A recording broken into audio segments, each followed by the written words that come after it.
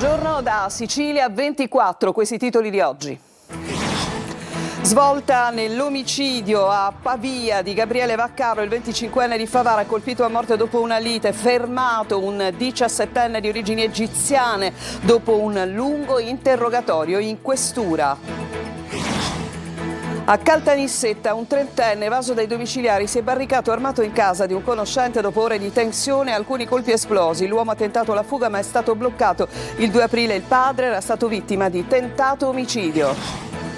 A Catania, arrestato dalla Guardia di Finanza, il latitante Salvatore Chisari era ricercato per furto aggravato e tentato omicidio, bloccato in una villa vicino Giarre. Centro storico di Catania invaso dai topi, tra lo stupore dei turisti e l'indignazione di residenti e commercianti.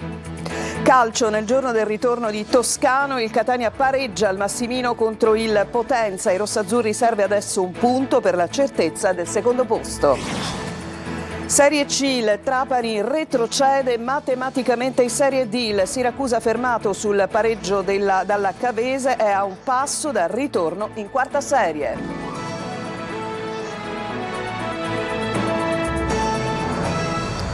Ben trovati, e c'è una svolta nell'omicidio di Gabriele Vaccaro, il 25enne ucciso nella notte tra sabato e domenica a Pavia. Dopo tante ore di interrogatorio la polizia ha fermato un 17enne. Sentiamo Desiree Ferlito. Un 17enne di origini egiziane accusato dell'omicidio di Gabriele Vaccaro, il 25enne originario di Favara, d'Agrigento, morto dopo essere stato colpito con una coltellata al collo nella notte tra sabato e ieri nel parcheggio dell'area Cattaneo, vicino al centro storico di Pavia. Il ragazzo è stato fermato dopo un lungo interrogatorio in questura. Questo dopo che la polizia ha raccolto alcune testimonianze e visionato le immagini delle telecamere presenti nella zona. Il ragazzo di 25 anni aggredito in un parcheggio vicino al centro storico di Pavia, Vaccaro, era originario di Favara, in provincia di Agrigento, e si era trasferito in Lombardia per lavoro. Solare e generoso, lo ricordano gli amici, con la passione per il calcio che aveva praticato in diverse squadre dilettantistiche. Una serata tra amici, quella che gli è costata la vita. Il giovane è morto dopo essere stato ferito al collo, forse con un cacciavite. Secondo quanto è emerso dai primi accertamenti, Gabriele e i suoi due amici avrebbero iniziato ad avere un alterco con un gruppo di giovani già nei pressi del locale, dopo aver trascorso una serata. Poi sarebbero stati seguiti fino al parcheggio, momenti di tensione, e Gabriele che viene colpito al collo. La ferita non sembra grave e viene portato a casa di uno dei suoi amici per la medicazione, ma le sue condizioni peggiorano presto. Vengono chiamati i soccorsi, la corsa in ambulanza al Policlinico San Matteo, dove però Gabriele muore in sala operatoria. Fatale probabilmente un'emorragia interna. Da capire il movente, non si esclude alcuna ipotesi, anche quella di un'eventuale lite per una ragazza. Una morte che ha gettato nello sconforto l'intera comunità favarese, dove è stato proclamato il lutto cittadino. E ieri è stata una giornata di paura in un quartiere di Caltanissetta, dove un uomo, dopo essere evaso dai domiciliari, si era barricato in un appartamento. Nella zona si sono sentiti anche colpi d'arma da fuoco. È stato poi arrestato dalla polizia il servizio di Rita Cinardi. Momenti di grande tensione questa mattina a Caltanissetta, nel quartiere Santa Flavia, dove un uomo evaso dagli arresti domiciliari si è barricato armato di pistola all'interno dell'abitazione di un amico, facendo scattare un imponente intervento delle forze dell'ordine. L'allarme è scattato dopo che il trentenne, che stava scontando la pena domiciliare a Ragusa, non è stato trovato durante un controllo della polizia. Le ricerche si sono subito concentrate nel capoluogo nisseno, dove poco dopo, proprio nella zona dell'appartamento, sono stati uditi alcuni spari. Da quel momento il quartiere si è trasformato in un'area blindata. Strade chiuse, uomini schierati e residenti invitati a non uscire da casa. Una mattinata vissuta con paura e apprensione da chi abita nella zona, rimasto all'interno delle proprie abitazioni, mentre all'esterno si susseguivano le operazioni. Sul posto il questore Marco Giambra, insieme ai negoziatori e agli agenti dell'unità operativa di primo intervento, reparto antiterrorismo della Polizia di Stato.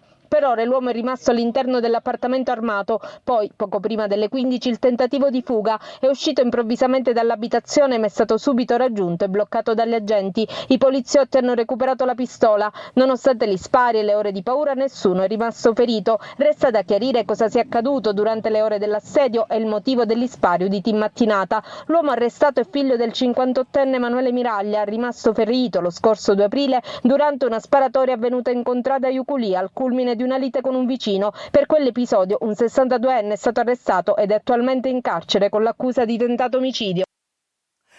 E sempre a Caltanissetta è giallo perché un altro uomo evaso dai domiciliari, un po' come la storia che vi abbiamo raccontato in precedenza, ma questa volta il detenuto con braccialetto elettronico è stato trovato morto nelle campagne appunto della città. Secondo una ricostruzione, l'uomo di 46 anni avrebbe rotto il dispositivo di controllo e poi fuggito da casa. I carabinieri lo hanno trovato morto senza segni sul corpo, per questo il PM ha disposto il sequestro della salma e l'autopsia. Intanto a Catania la Guardia di Finanza ha arrestato il latitante Salvatore Chisari, 43 anni, ricercato per furto aggravato e tentato omicidio. L'uomo è stato trovato in una villa nei pressi di Giarre dopo una perquisizione delle Fiamme Gialle. Su di lui pendevano 2 provvedimenti, uno per un furto da 10.000 euro in un negozio di San Giovanni La Punta e una condanna definitiva a oltre 5 anni per la sparatoria del 2020 a Librino. Dopo un periodo di latitanza, Chisari è stato trasferito nel carcere di Bicocca.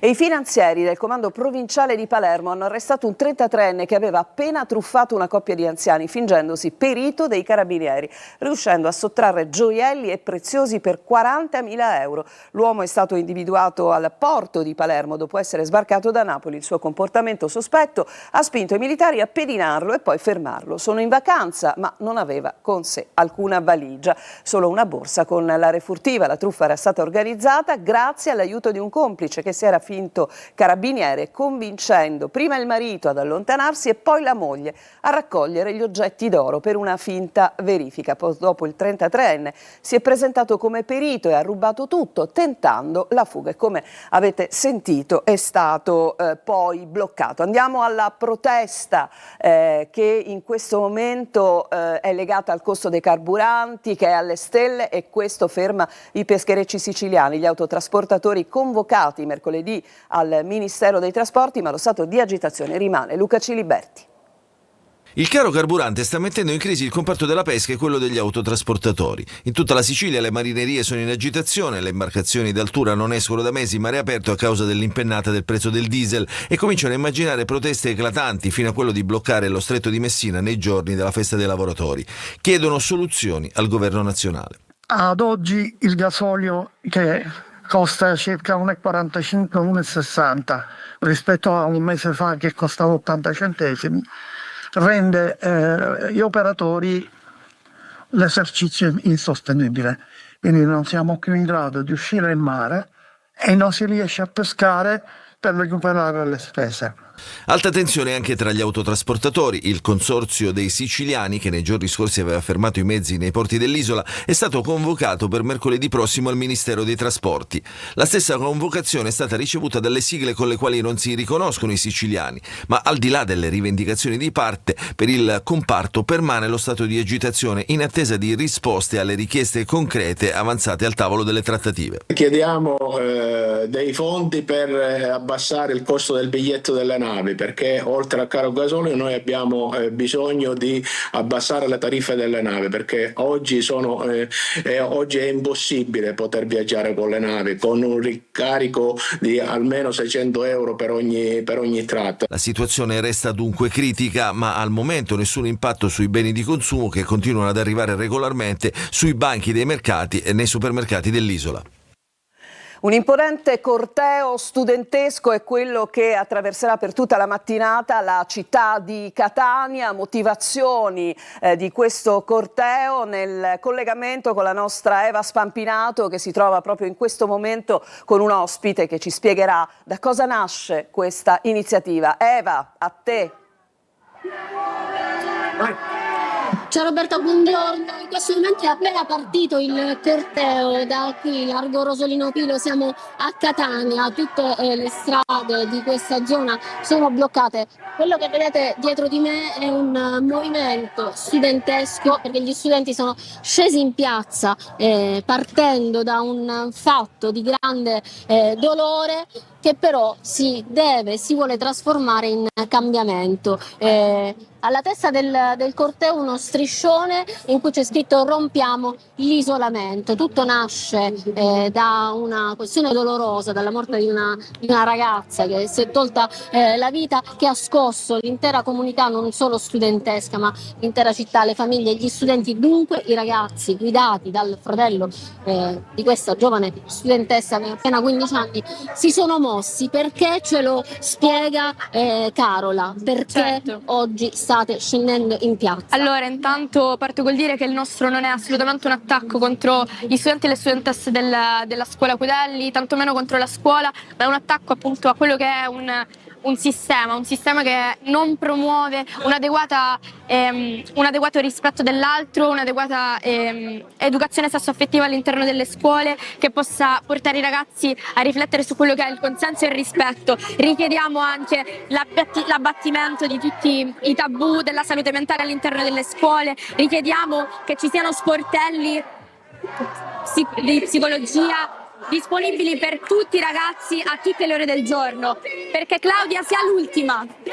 Ecco, perché Claudia sei l'ultima, come senti in questo momento le urla si fanno, le grida si fanno sempre più alte perché stiamo per passare davanti alla scuola che frequentava Claudia. Si parla di un episodio di bullismo, ovviamente è un tema molto delicato che coinvolge la scuola, coinvolge le famiglie e in questo momento ci sono anche delle azioni particolari legate a questa storia di cui non entriamo ovviamente nel merito, ma raccontiamo che gli studenti si sono uniti per far sentire la loro voce, per il rispetto, per l'educazione sesso-affettiva, per il rispetto di genere e soprattutto contro il bullismo e la violenza, perché Claudia sia l'ultima. Ovviamente maggiori informazioni durante il telegiornale. Vi diciamo come dato di cronaca che le vie, via Firenze, via Oberdan, poi via 20 settembre, in questo momento sono chiuse al traffico, c'è anche il divieto di sosta per le auto. La manifestazione andrà avanti fino intorno all'1:30. Sì, verso l'ora di pranzo. Verso, diciamo, quindi l'1:30 e si concluderà in piazza Santa Maria di in piazza Santa Maria di Gesù. Grazie Roberta. Grazie a te Eva. Naturalmente, come ha detto la collega, vi riferiremo appunto di questo corteo anche nelle prossime edizioni del nostro telegiornale. Adesso ci fermiamo per una pausa e torniamo tra poco. Resteremo a Catania con uno spettacolo davvero poco edificante, quello dei topi in centro.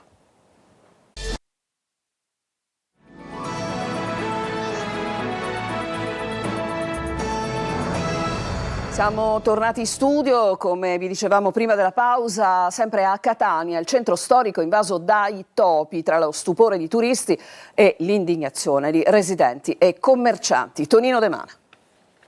L'immagine simbolo è quella che vedete, 2 giovani turiste a piedi verso Sant'Agata al carcere. Fin qui nulla di strano, ma basta osservare attentamente il marciapiede per notare un topo invischiato nella colla, un altro è addirittura appoggiato sul davanzale di una finestra all'altezza della salita dei Cappuccini. Catania è alle prese con l'ennesima emergenza, con imprevista invasione di ratti che non lascia dormire sonni tranquilli a residenti e commercianti. In molti puntano il dito sui tanti rifiuti e i resti di cibo sparsi sui marciapiedi, altri sostengono che i topi siano fuoriusciti in seguito ad alcuni lavori di scavo. Alle mie spalle c'è il cantiere laddove escono i topi. Siamo invasi, tutti i turisti guardano i topi e hanno paura. Costanzo sollecita un intervento immediato dell'amministrazione comunale. Chiediamo che subito facciano una sanificazione in pieno centro. L'approssimarsi dell'estate e il caldo rischiano di aggravare la situazione, rappresentando un serio pericolo per la salute pubblica. Immagine molto diversa adesso, quella che ci arriva sempre da Catania, dove si sta diffondendo una vera e propria moda. Si chiama soft clubbing, DJ set e cappuccino per giornate che cambiano al ritmo della musica in città, a cielo aperto, ma come vedrete di giorno. Orazio Longo. Arriva dall'Europa la moda del DJ party alla luce del sole e Catania, terra fertile per il lifestyle, torna a svegliarsi a tempo di house con la formula del soft clubbing che fa incontrare il mondo della notte con il relax della colazione e del brunch. Un trend che ha già conquistato città come Berlino, Londra, New York e Milano e che sembra incontrare il favore dei catanesi. Noi viaggiamo spesso, quindi abbiamo visto in giro per il mondo questi format nuovi che stanno nascendo e non sappiamo. A stare dire un'ambientazione quasi newyorkese per come è il mood della giornata.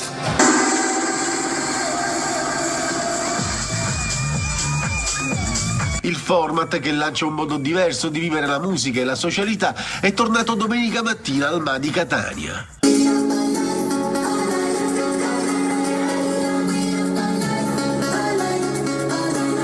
La sera non uscirei mai con i pezzi agli occhi, qui ce lo possiamo permettere. È molto più comodo, scarpe basse. Speravamo in una giornata un po' più calda, però va bene così.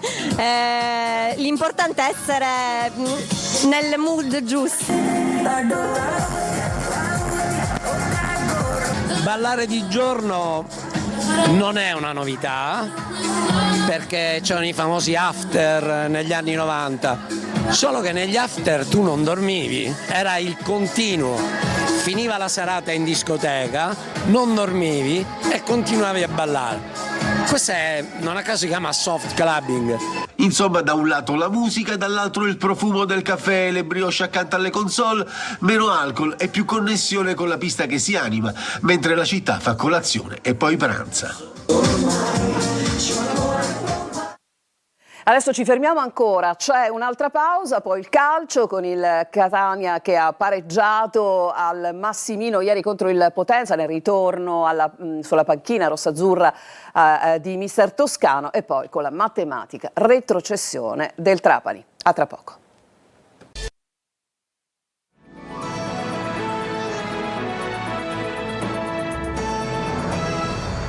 Siamo al calcio, il Catania pareggia al Massimino con il Potenza nel giorno del ritorno di Toscano. Vanno in vantaggio i lucani con Dauria, pareggia Cicerelli su rigore. E adesso al Catania serve un punto per la certezza del secondo posto. Marco Carli. Al Massimino un pareggio che avvicina al risultato minimo, il secondo posto. Complice la sconfitta della Casertana, dopo l'1-1 con il Potenza, al Catania manca un punto per evitare qualsiasi dubbio. Un difficile arrivo alla pari con Cosenza e Salernitana favorirebbe comunque gli etnei. Della partita rimane la sensazione di un'ora difficile, ma anche di un'ultima fase che fra voglia e tenuta lascia ben sperare. Toscano applaudito al momento della lettura delle formazioni, schiera davanti Bruzzaniti ed Ausilio alle spalle di Forte. L'avvio dopo un colpo di testa di Castorani parato da Dini è promettente. Combinano bene Forte e Bruzzaniti, l'ex Pineto conclude e trova la deviazione di Franchi. Il portiere del Potenza chiude la porta anche su una conclusione da fuori di Quaini deviata dalla difesa lucana. Ma poco prima della mezz'ora va in vantaggio il Potenza. Quaini si fa soffiare palla da Erradi, il centrocampista fa qualche metro e poi serve Dauria che infila la rete dello 0-1. Quaini, ammonito, resta negli spogliatoi all'intervallo. Al suo posto entra Corbari. Toscano decide anche di inserire Lunetta per un buon Bruzzaniti. Il Catania però è ancora imballato e non riesce a rendersi pericoloso fino all'ingresso di Cicerelli e Jimenez. Gli etnei spingono e trovano l'episodio giusto. Corbari, dopo un batti e ribatti, conclude dal limite. Siatunis colpisce con la mano ed è rigore. Cicerelli trasforma in modo impeccabile, tornando anche al gol che per il numero 10, assente per molto tempo per infortunio, mancava dal 9 novembre scorso con l'Altamura. Molto meglio il Catania adesso. I rossazzurri costringono il Potenza nella tre quarti difensiva e vanno vicini al raddoppio. Gran tiro di sinistro di Lunetta e ottima risposta di Franchi. Finisce 1-1 con sensazioni contrastanti. Si riparte dall'ultima mezz'ora, ma anche dall'incoraggiamento di Pelligra rivolto al gruppo negli spogliatoi. Serve anche questo in vista dell'Atalanta, dell'obiettivo minimo da raggiungere e dei prossimi play-off. Retrocede il Trapani in D, battuto ieri 1-0 a Cosenza, mentre il Siracusa, fermato sul pari dalla Cavese, è comunque a un passo dal ritorno in quarta serie. Sergio Colosi.